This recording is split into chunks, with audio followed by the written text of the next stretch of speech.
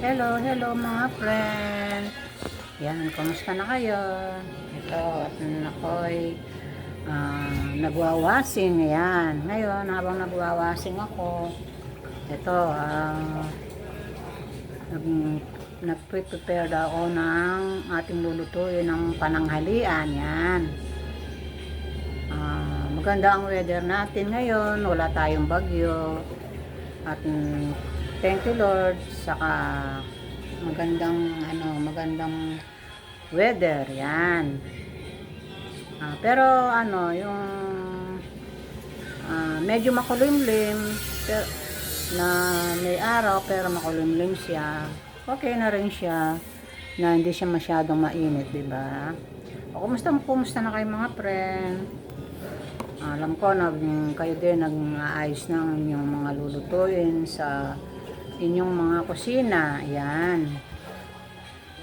For today's video mga friend, ayan. Magluluto na tayo naman ng ibang putahe. Ayan. Kumusta na kayo? Ano bang mga ganap natin dyan?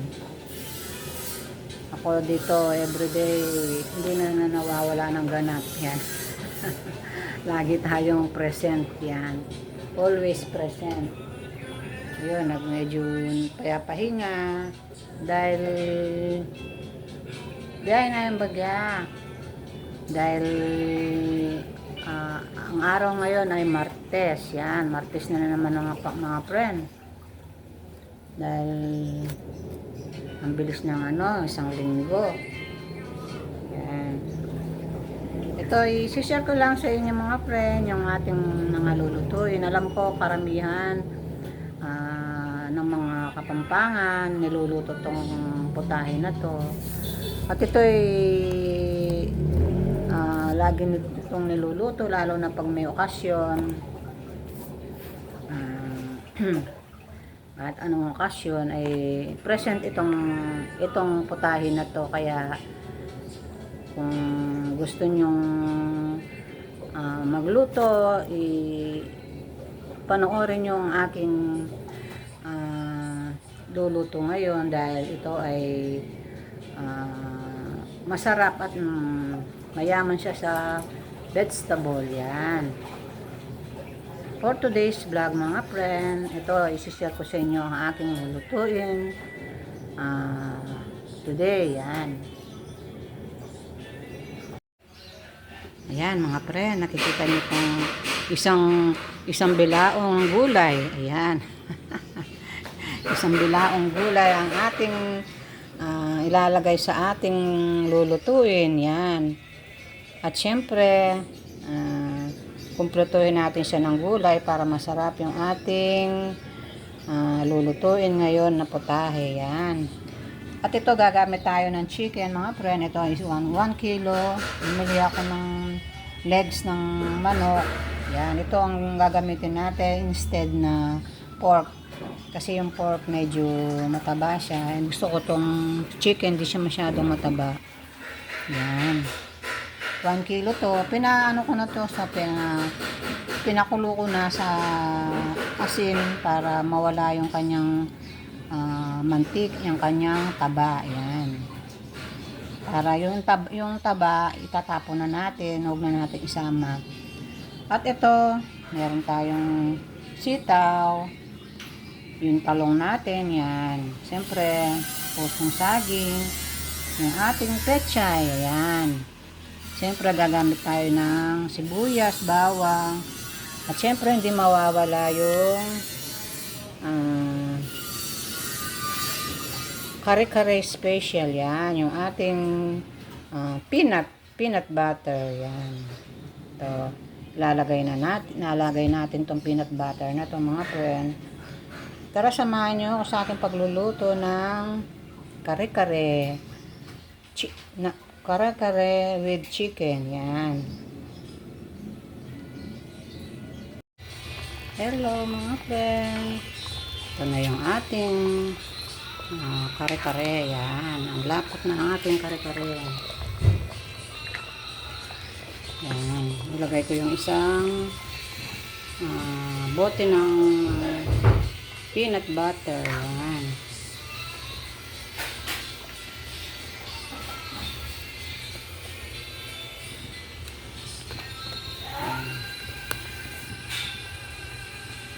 Yan. Yung ating chicken kare-kare. Yan.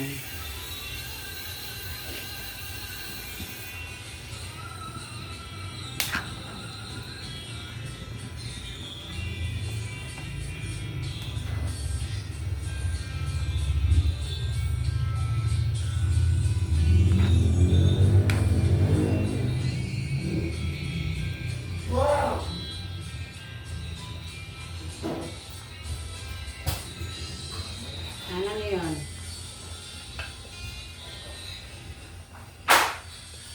Ay, masira na.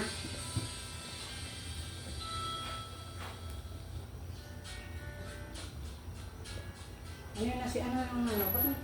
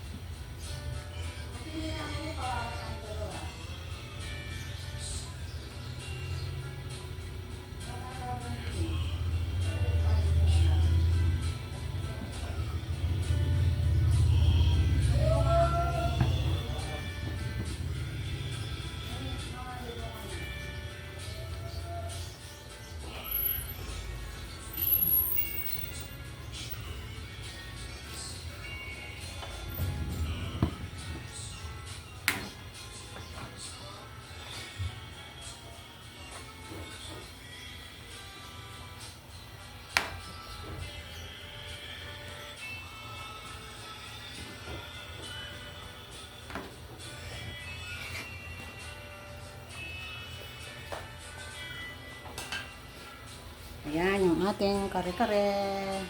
Ayan, maya lagyan natin yung ating mga gulay.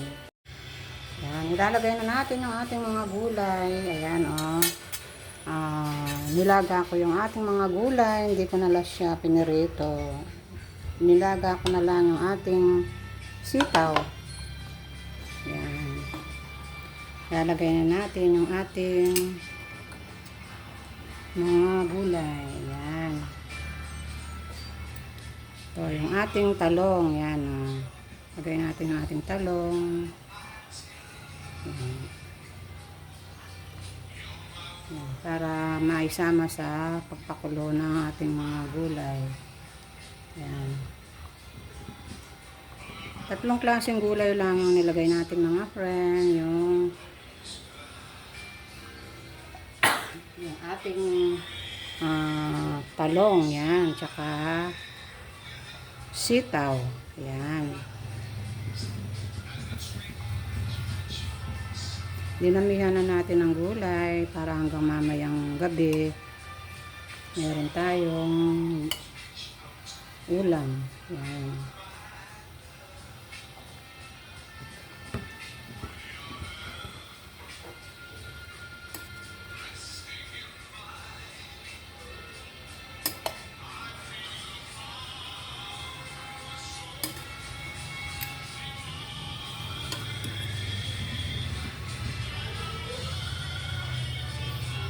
Tapos, yung ating puso ng saging, ito, oh, lalagay din natin. Isa lang yung puso ng saging, mga friend, para hindi naman masyadong maraming ang gulay yung ating kare-kare. Yan.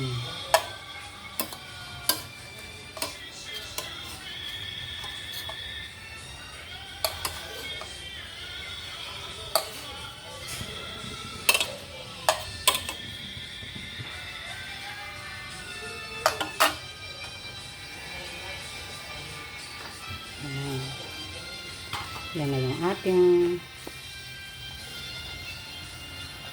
chicken kare-kare. Ayan. Ayan mga friend. Oh.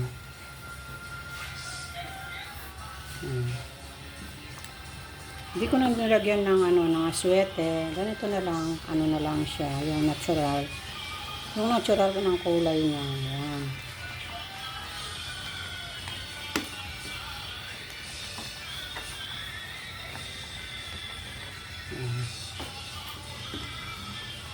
Kasi yung iba, nilalagyan nila ng kulay. Lalo na yung mga commercial na kare-kare. Ito sa atin, pang family use, pang family foods. Yan.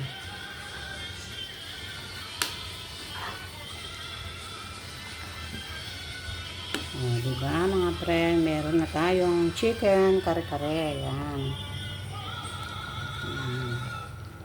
Natural ang kulay niya. Hindi na natin nilagay ng kulay.